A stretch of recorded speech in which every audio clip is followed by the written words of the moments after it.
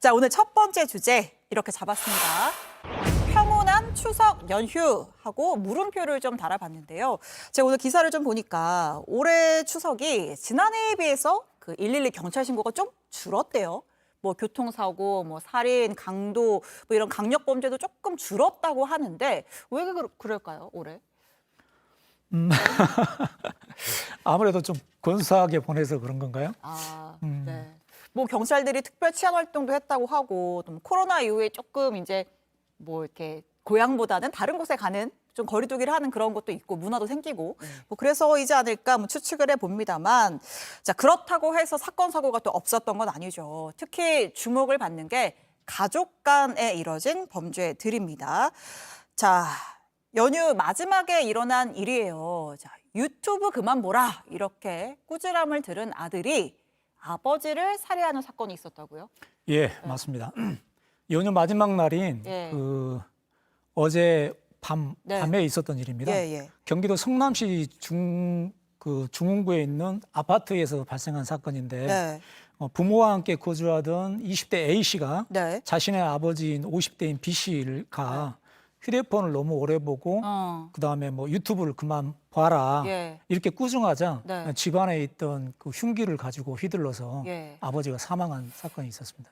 보통 요새 연휴 때 젊은 친구들 방 안에서 핸드폰 보고 컴퓨터 하는 경우가 많은데 그냥 일반적인 잔소리 수준 같기도 한데 이게 살인까지 이어질 만한 이유가 됐을까요? 이 잔소리가. 사실 예. 이것만으로는 예. 도저히 납득할 수가 없는 이유잖아요. 예. 그런데 이제 이 아버지를 무참하게 이제 살해한 네. 이 자가 무직 상태였는데 네. 평소에 정신질환으로 올 초부터 약물 치료를 받고 있었다고 합니다. 예. 그 경찰 관계자는 이제 조현병 약을 복용한 것으로 좀 조사가 됐는데 네. 오늘 중으로는 이제 구속영장을 신청하겠다라고 했습니다. 그런데 아무리 조현병이라고 하더라도 이 그렇죠. 가정 내에서 네. 자신의 친부를 이런 뭐 사소한 일로 계기가 돼서 살해한다는 거는 이거 굉장히 엄중한 죄로 보여지고 이 부분에 대해서는 뭐 조현병이라는 것으로 심신미약, 뭐 감경 이런 건 절대 되면 안 될 것 같습니다. 예, 그렇습니다. 자, 이 추석 연휴에 벌어진 또 다른 또 안타까운 존속 살해 사건이 있는데 이번 충북 청주에서 벌어진 일인데 이번에는 그 아들이 심지어 성년도 아니에요. 이번에 네. 14살 아들이 엄마를 숨지게 한 사건이 있었다고요. 예. 네.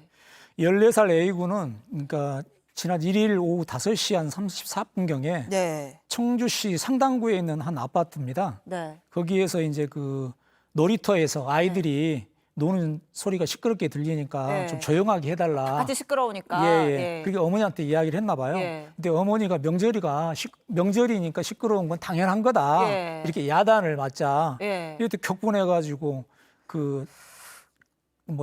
네. 범행을. 예, 범행을 한 걸로 그렇게 확인이 됐습니다. 아버지가 이제 집에 들어와서 발견을 하고 이제 신고를 했는데 이제 발견 당시에는 이제 어머니가 살아 있었다가 이송 중에 이제 숨졌다라고 하고 그래서 이 14살 아들이 구속이 됐어요.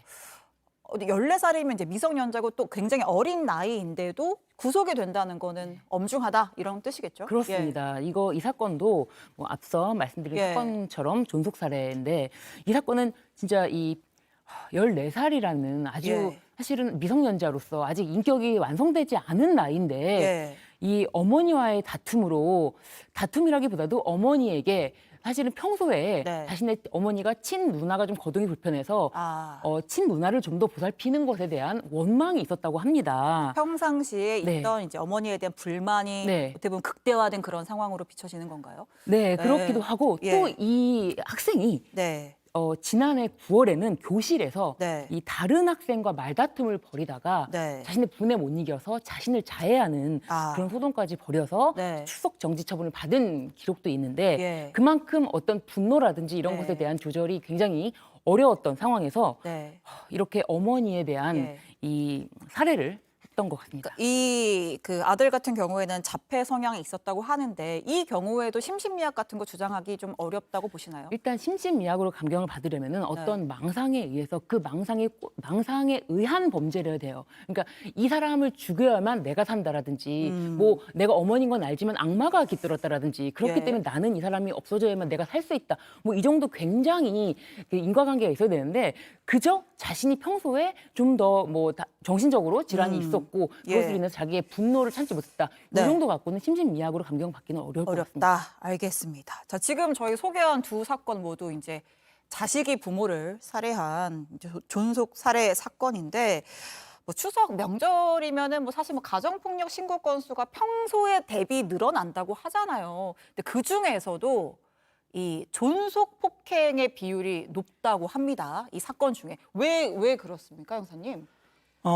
아무래도 우리 그 문화에서는 예. 가부장적인 그런 문화가 예. 그 가족을 소유물로 보거나 예. 또 나보다 손 아래 사람이니까 네. 막대해도 된다 아. 이런 생각을 하기 때문에 네. 이제 그러지 않았나 그런 생각이 들기도 하고요. 네. 또 우리나라에서는 그 자녀들이 성인이 돼도 이렇게 그 부모에게 경제적인 의존도가 굉장히 높잖아요. 뭐 독립을 하지 못한 경우 예, 그렇죠. 예. 그렇습니다. 그러다 보니까 뭐 이렇게 명절 때 모이면 네. 거기에 대한 불만이나 스트레스 이런 게 이제 여러 가지 겹쳐서 네. 이런 사건들이 일어나고 있는 것이 아닌가 그렇게 생각이 되기도 합니다. 그러니까 우리 명절에 만나면은 남 얘기하지 말자, 내 얘기만 하고 괜히 남한테 쓸데없는 질문하지 말자 이런 얘기 하는데 왜냐하면 이제 스트레스가 되니까. 근데 사실 지금 사건 같은 경우에는 그런 스트레스가 뭐 사실 일반적인 우리 명절 뭐 증후군 정도의 일이라면 이거는 정말 나쁜 범죄로 이어진 그런 사건들이긴 했습니다.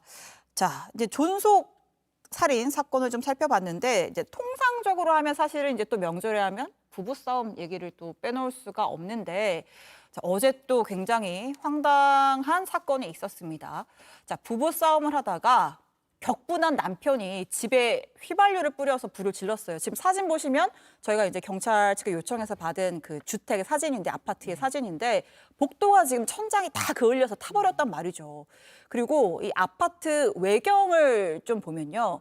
외경 사진을 보면 굉장히 저 높은 곳에 이제 뿌얀 연기가 나오죠. 그러니까 저기가 한 20층 정도 됐다고 하는데 그러니까 불이 나니까 부인은 대피를 했어요. 친척이랑 같이.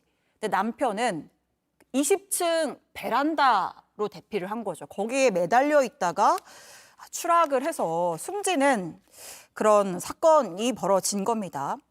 뭐 부부싸움이 있었다 정도인데 이것도 사실 뭐 평상시에 있던 게 갈등이 격화됐다고 봐야겠죠. 네, 그렇습니다. 그런데 일단 이 예. 사건은 제가 기사로 아무리 자세하게 보더라도 이게 이제 어쨌든 방화범인 네. 뭐 남편이 사망했기 때문에 공소권 없음으로 수사는 종결된다고 하지만 그렇겠죠. 좀 예. 의문점이 남는 게 예. 이게 아무래도 저렇게 복도까지 불길이 번질 정도의 불을 저지를 방화범이었다면 예. 최소한 자신은 피할 곳을 마련해두고 방어를 하지 않았을까 하는 생각이 들어서 본인이 네네. 피할 곳이 없어서 베란다에 가서 매달렸다? 네. 이건 오히려 남편이 예를 들면은 이거는 저의 개인적인 추측입니다만 예. 남편이 이미 사망을 한 뒤에 살아남은 사람들의 진술에 의해서 이것이 구성됐기 때문에 조금 더 수사를 종결할 것이 아니라 조사를 조금 더 해봐야 되지 않을까 이런 궁금증은 좀 생깁니다. 네. 근데 이 부부 갈등이라는 것이 예. 지금 이렇게 사실 한 명이 사망할 정도로 큰 이렇게 사건으로 변치는 경우도 많지만 굉장히 많습니다. 굉장히 네.